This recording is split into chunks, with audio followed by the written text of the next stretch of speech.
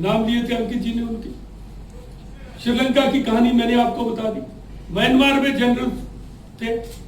तो अगर इन सब कंट्रियों में हो सकते, बांग्लादेश में जनरल थे, जियाउर रहमान, इरशाद अहमद, इरशाद मोहम्मद, तो हिंदुस्तान में क्यों नहीं? क्या हम दूसरा रोटी खाते हैं? क्या दूसरा चावल खाते हैं? खाना पीना तो वही है, आबो हवा भी वही है, लेकिन ये एक सीमा और मर्यादितता है।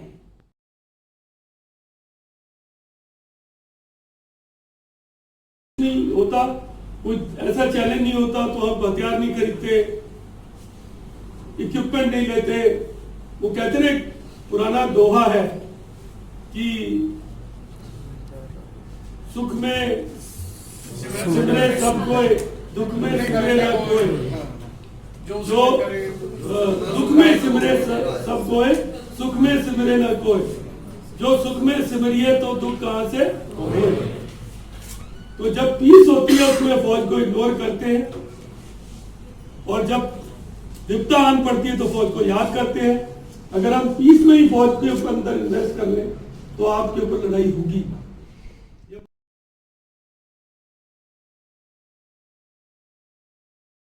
अमेरिका के न्यूक्लियर मिसाइल्स को कंट्रोल करती, उसने एक बहुत मजेदार बात की, बड़ी बड़ी गहन बात कहना है, जिसके ऊपर अभी भी बहुत डिस्कशन चल रहा है। उसने कहा कि अगर मेरे को कोई ऐसा हुक्म मिला जो नेशनल इंटरेस्ट में नहीं होगा तो मैं न्यूक्लियर वेपन नहीं लगाऊंगा। क्योंकि ट्रंप को यह माना जाता है कि वो थोड़ा क्या है, ट्रंप सनकी भी सही है या वो कहते हैं क्या है, सटका हुआ है ना, तो कुछ है ऐसा। तो उसने कहा कि अगर ऐसी कोई बात होगी तो मैं न्यूक्लियर वेपन नेशनल इंटरेस्ट में ही लूंगा। क्या मैं इस बात से पूरी तरह से मेरे को नहीं पता कि नेशनल इंटरेस्ट डिसाइड कौन करेगा, कैसे होगा ये। तो लेकिन हमारी आर्मी को किसी तरीके से नेशनल इंटरेस्ट से हमको जोड़ना चाहिए, ताकि पार्टियां आए जाए, नेशनल इंटरेस्ट जो हो वो वेल डिफाइंड हो। ओके, दूसरा, हमारी जो आर्मी का रोल है वो कॉम्प्रिहेंसिव नेशनल पार्क है। आज नेशनल पार्क सिर्फ फौज ही नहीं, नेशनल पार्क में आपकी ट्रेड भी आता है, साइंस भी आता है, आपकी एनर्जी की भी आती है, सिक्योरिटी, बहुत सारी चीजें इसमें आती है।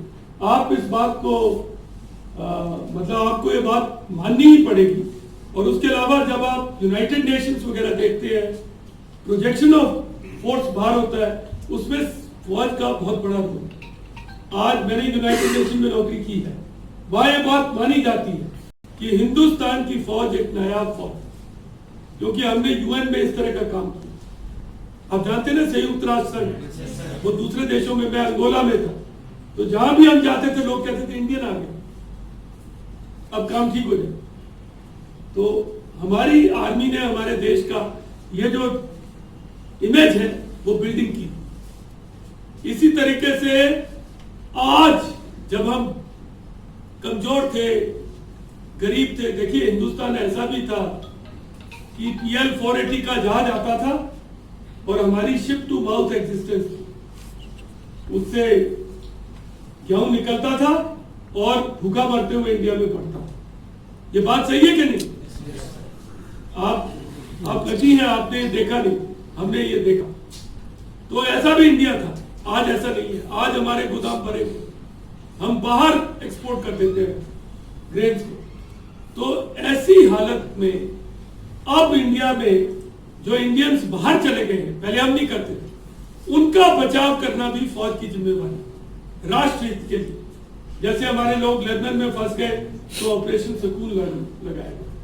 जैसे हमारे लोग कहीं भी गल्फ कंट्रीज में फंस जाते हैं तो जहाज जाते हैं, हवाई जहाज जाते हैं, उनको अब निकाल के लाते, वो भी हमारी जिम्मेवारी, चाहे वो हिंदुस्तान को छोड़ गए, चाहे उनके पास हिंदुस्तान का पासपोर्ट अब नहीं है, सिर्फ OIC है, लेकिन हमने ये जिम्मेवारी ले रखी। इसके अलावा डिजास्टर, देखिए बहुत साल पहले लातूर के अंदर एक अर्थक्वेक आया, बहुत नुकसान हुआ, पर मुझे आज भी याद है उस जमाने में मार्क टली नाम का एक रिपोर्टर होता था। आपने सुना ना, मार्क टली, एक BBC का रिपोर्टर था। तो उसने, मेरे को अभी भी याद है, उस जमाने में रेडियो चलते थे, मार्क टली ने रेडियो पे बोला था कि मेरे को सामने आसमान से की तरफ से, मैं हिंदी में बोल रहा हूँ, उसने तो इंग्लिश में बोला था, फौजी गाड़ियां आती दिखाई दे रही। और अब मेरे मन में यह विश्वास जाग गया है कि कुछ दिनों में यहाँ की स्थिति सामान्य है। देखिए, आपके भोपाल में भी गैस कांड हुआ, तो किसको बुलाया गया? आपको पता है किसको बुलाया गया? आर्मी को बुलाया गया। और यहाँ पर एक बहुत मशहूर ब्रिगेडियर होते थे, ब्रिगेडियर पांडे, सुना आप में से किसी ने उसका नाम? वो महावीर चक्र विनर होते थे। आप पढ़ना गूगल पे जाके, ब्रिगेडियर पांडे, महावीर चक्र। उनको लैंड आर्मी का चीफ बनाया गया भोपाल ट्रेजेडी में काम करने के लिए। डीजीपी से ऊपर एक ब्रिगेडियर को बना दिया गया। तो जब विपदा आन पड़ती है तो फौज को बुलाया जाता है, इसमें फौज का रोल है। और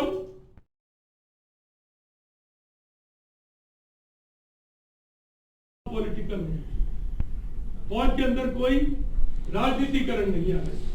इस मामले में मैं आपको बता देना चाहता हूं कि हमारा रिकॉर्ड बहुत अच्छा नहीं है। कहीं ना कहीं इंदिरा गांधी जी ने, नेहरू जी ने भी किया। एक जनरल थे भगत, उनको साइडलाइन में कर दिया। और आपको मालूम है दामोदर वैली कॉर्पोरेशन किसने बनाई? किसने उसको खड़ा किया? जन भगत। तो फौजी सिर्फ बंदूक उठा के चलने वाले नहीं है, वो इंजीनियर्स का, क्वालिफाइड इंजीनियर था। तो उसको साइडलाइन करने दिया और किसी और को चीफ बना दिया। इसी थापर को बनाया। इसी तरीके से इंदिरा गांधी ने भी जल सिन्हा को साइडलाइन किया और जल वैद्य को चीफ बनाया। और अब जो होना शुरू हो गया, ये बहुत खतरनाक है कि हर आदमी को सुप्रसिद्ध कर। देखिए, इसमें सबसे बड़ी दिक्कत ये है, जब आप किसी को, पुलिस की ये बीमारी यही है कि किसी को भी डीजीपी बना, डीजीपी हर 6 महीने बाद बदलते, पार्टी जब आए तो डीजीपी बदलते, है ना? तो ये बहुत खतरनाक बीमारी। आपको, मेरा जो विचार है वो ये है कि आप लोगों को ट्रेन करें, उनको सिलेक्ट करें और एक पूल बना लें अच्छे लोगों का, और फिर उसमें ये राजनीतिकरण ना करें। क्योंकि अगर आपने, कहते हैं ना कि letting the cat out of the bag, अगर आपने ये छोड़ दी ये चीज कि बेटे तू जो भी मेरे सामने दुम लाएगा मैं उसको चीफ बना दूंगा, तो फिर लोग क्या करेंगे? सिर्फ दुम ही हिला, फिर मानिक शाह पैदा नहीं होगा। आपको मालूम है 71 की लड़ाई क्यों जीती गई थी? yes. मिसेस गांधी और जगजीवन राम ने बोला था जाओ, मार्च में मना कर दिया। मानिक शाह ने मना कर दिया, कहता है एक तो मैं तैयार नहीं हूं, एक यहाँ पे बारिशें शुरू हो जाएंगी तो मैं कैसे जाऊंगा। और उसने रोक दिया दिसंबर तक। और उसने बोला चीन के पास खुले हुए हैं, चीन ने कुछ कर दिया तो मैं क्या करूंगा। तो मिसेस गांधी ने पूछा कब करोगे? कहता है दिसंबर में करूंगा, जब चीन के पास बंद होंगे, जब ग्राउंड ठीक होगा और जब मेरी तैयारी पूरी। आज हम ऐसे जनरल हैं क्या? ये सवाल है कि अगर आप ये कर दोगे शुरू, तो फिर वो क्या करेगा? सिर्फ क्या करेगा?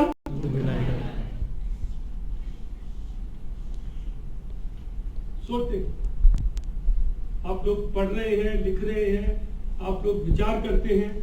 मेरा आपसे लेक्चर लेने का मकसद यही है कि यंग दिमाग के अंदर कुछ थॉट्स में डालें, उसको फिर आप आगे लेकर जाएं, सोच विचार करें।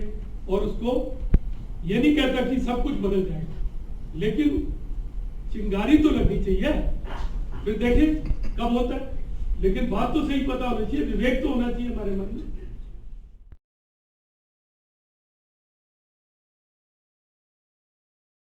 है सुप्रीम कोर्ट, आजकल तो वो भी हिल गई है, लेकिन सेना को हम ना हिलने, उसके ऊपर हमारा भरोसा हमेशा रहे, क्योंकि हमारे देश का अल्टीमेट जो है बचाव वो सेना ही है। देखिए, नेहरू जी ने बोला था कि मुझे सेना की क्या जरूरत है, मैं तो पुलिस से काम चला लूंगा। लेकिन क्या हुआ, जम्मू एंड कश्मीर में लड़ाई शुरू होगी, सेना ने की। हैदराबाद को कैप्चर करना था, सेना को भेजा। गोवा को कैप्चर करना था, सेना को भेजा। 62 में लड़ाई होगी, 65 में लड़ाई होगी, 71 में लड़ाई होगी, कारगिल में लड़ाई होगी। तो बिना सेना के काम नहीं चलता, वो अल्टीमेट रिस्पॉन्स। देखिए, यहां पर जब मैं 2008 में इधर था, ये झील सूख गई थी, आपको मालूम है, ये झील सूख गई थी, बड़ी झील। तो इसके अंदर से हमने खुदाई करके मिट्टी निकाली। कितने लोगों ने इस बात को जानते, जो जानते हैं हाथ खड़ा करें, उसमें हम लोग भी शामिल। तो सेना की भूमिका है हर चीज। और एक और है कि जो हमारे जैसे पूर्व सैनिक है, वो सेना का एक एक्सटेंशन है, उनकी इज्जत करना भी अच्छी बात है। दूसरे मुल्कों में तो की जाती। इसीलिए आप बताइए, सिर्फ एकमात्र ऐसा है जिनको कानूनी तौर पे अपनी रैंक लगाना है। मतलब कोई, आपने ये थोड़ी सुना होगा कि कोई लिखे चीफ सेक्रेटरी नंद प्रकाश, वो लिख सकता नंद प्रकाश IAS प्रकाश। लेकिन सेना को ये इसीलिए अलाउड है कि उसको एक्स सर्विसमैन के ऊपर भी उसको इज्जत दी। अभी आप में से बहुत सारे लोग ये सवाल उठा भी था, क्या हम को फौज ज्वाइन कर लेनी चाहिए, क्या हम सबको फौज में जाना चाहिए। देखिए, ऐसा है, फौज में ना तो इतनी जगह है कि सब जा, ना ही उसकी कोई जरूरत है। लेकिन हमारे देश में, मतलब कई मुल्कों में ऐसा होता है, जैसे इजराइल, इवन USA, चाइना, वहां पर लोग फौज में कंपलसरी नौकरी करते हैं और चाइना में उनको कुछ साल करके चले जाते हैं। हमारे नहीं, हमारे वॉलंटियर हम, और अच्छी है। मैं चीन की सीमा पे रहा हूं, सिक्किम में, मैंने कंपेयर किया, हमारी आर्मी हर महीने में उनसे बेहतर है। इसीलिए क्योंकि ये वॉलंटियर आ है, हम वॉलंटियर करके आए हैं, हम सब कुछ देंगे, उनका आदमी पकड़ के लाएंगे। लेकिन हमारे देश में आज, जैसे मैंने आपको पूछा था कि मध्य प्रदेश की कोई सीमा नहीं, ओके, कोई बॉर्डर नहीं, पर आज की हालत में जबकि हाइब्रिड वॉर चल रहा है, जबकि टेररिज्म है, तो क्या ये बात मान लेना अकल की बात है? सीमा कहां है, कहां है सीमा? दिल्ली में आतंकवादी हमला हुआ, मुंबई में हुआ, अक्षरधाम टेम्पल पे हुआ, तो सीमा तो यही है, यही सीमा। जिस दिन हम अपना नजर हटी और दुर्घटना, आप इस चीज का ध्यान, तो ये सोच के बैठ लेना कि सीमा सिर्फ कारगिल में है, सीमा सिर्फ डोकलम में है, नहीं, ये नहीं सही। सीमा आज मेरे घर के बाहर से शुरू हुई। इसलिए हर एक को मेरे विचार से एक जागरूक हिंदुस्तानी होना चाहिए, एक नागरिक योद्धा होना चाहिए, सिटीजन वॉरियर। इसका मतलब ये नहीं है यहां से बाहर निकले, जो जा रहा है उसको पकड़ लिया, तू कौन है, क्यों घूम रहा है इधर, आपका ही रोल नहीं है। लेकिन अगर आपकी गली में कोई आदमी इस तरह का दिखाई दे रहा है, तो आपको उसकी शिकायत करनी चाहिए पुलिस। अगर आपका सर्वेंट वेरीफाइड नहीं है, तो आपको वो चेक करना चाहिए। आप रोमियो स्कॉट वाले काम मत शुरू कर दें, प्लीज, मैं आपसे रिक्वेस्ट कर रहा हूं। लेकिन आपको नागरिक योद्धा होना चाहिए अपने देश के लिए आपको। और आज इस देश में बहुत मौका है। देखिए, आपको मालूम है एनसीसी होती है, कितने लोग हैं एनसीसी में देश में? वेरी गुड, आई क्लैप करो, वेरी गुड। एनसीसी में 14 लाख कैडेट हैं। उसके अलावा एनएसएस है, नेहरू युवक केंद्र है, भारत स्काउट्स एंड गाइड्स है, कई सारे मिलिट्री स्कूल चल रहे हैं, सैनिक स्कूल चल रहे हैं, या रीवा में सैनिक स्कूल है, कई केजी स्कूल है, ग्वालियर में केजी स्कूल है, एक RIMC है देहरादून में, आर्मी स्कूल भी चल रहे हैं। तो बहुत सारे लोगों को आर्मी से रिलेटेड ट्रेनिंग मिले। मेरे विचार से लगभग एक टाइम पे 25 से 30 लाख लोगों को ऐसी ट्रेनिंग मिलती है। लेकिन क्या ये ठीक है, समुचित है, या कम है, या ज्यादा है? कौन सोचता है कि ये ज्यादा है, कि 35 लाख बहुत ट्रेन कर लेते हैं? कौन सोचता है ये कम है? आपको कोई क्वेश्चन ही नहीं है।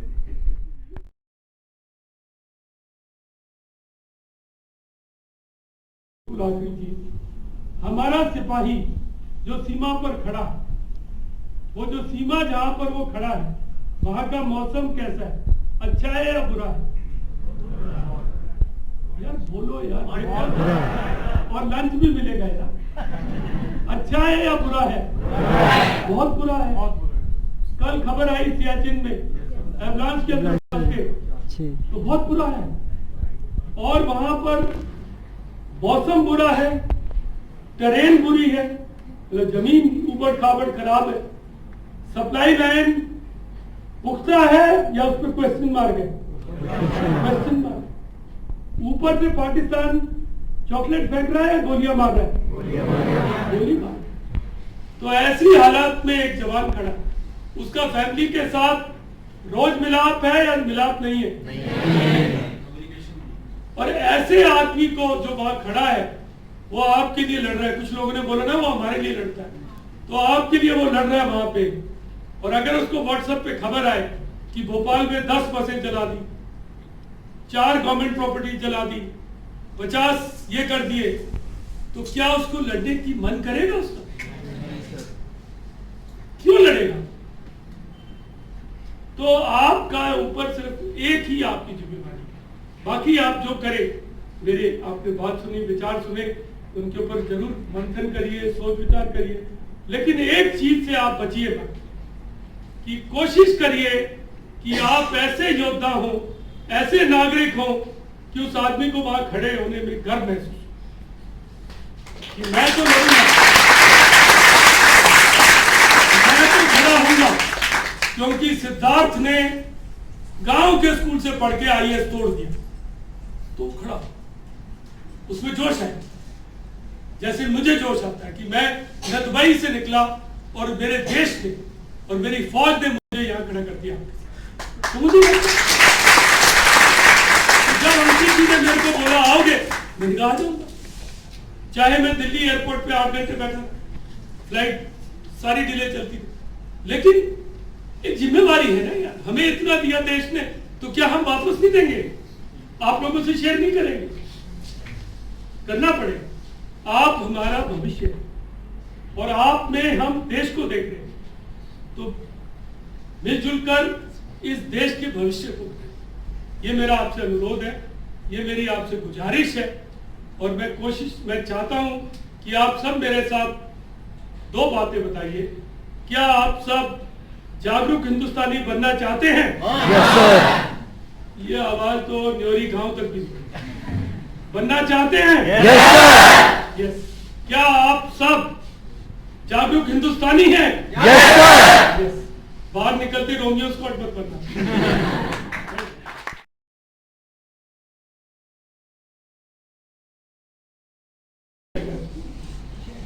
आज तक सवेरे 4 नहीं करते, यू नो, आपकी मम्मी ने आपको टिफिन में कुछ एक्स्ट्रा दे दिया, मम्मा क्या ग्रेट है, मम्मा क्या बाल, मतलब अगर आप शुक्राने की जिंदगी जियोगे।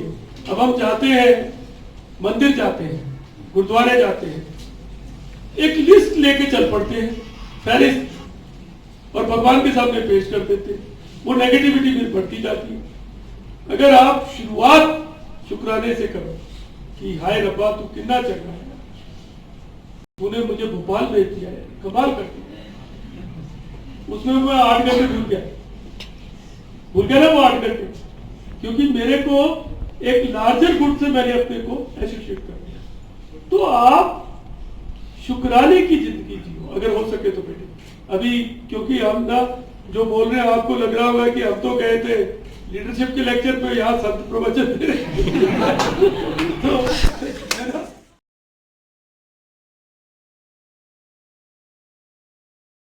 तो मैं काम कर रहा हूं।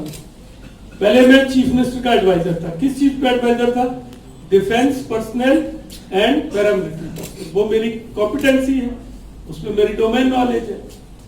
देखिए, लगाने वाला कोई बेवकूफ नहीं है, या तो अपने रिश्तेदार को लगाता है या कोई अपना उसका पिंड का हो। मैं तो उनकी पिंड का नहीं हूं, तो मैं तो उधर वहां पे आर्मी कमांडर था और उन्हें लगा दिया।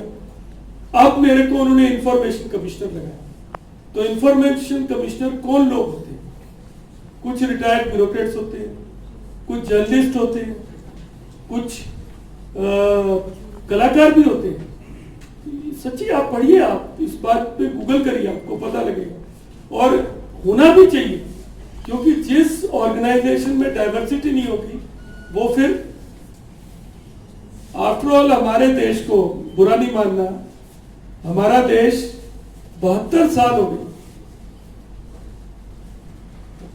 हमारा डिलीवरी सिस्टम काम तो नहीं कर रहा। राजीव गांधी कहता था कि 1 रुपए में से 15 पैसे पहुंचते हैं, अब कितने पहुंचते हैं आप बताओ? जिसमें हिम्मत है बोलो। राजीव गांधी बोलते थे, हमारे प्राइम मिनिस्टर, कि 1 रुपया अगर सरकार खर्चना चाहती है विकास पे तो 15 पैसे उस आदमी के पास पहुंचते हैं।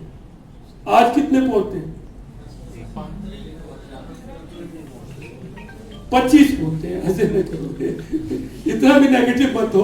वो 15 से 25 हो, लेकिन 100 नहीं हो। तो इसमें दूसरे लोगों का रोल हो जाता है।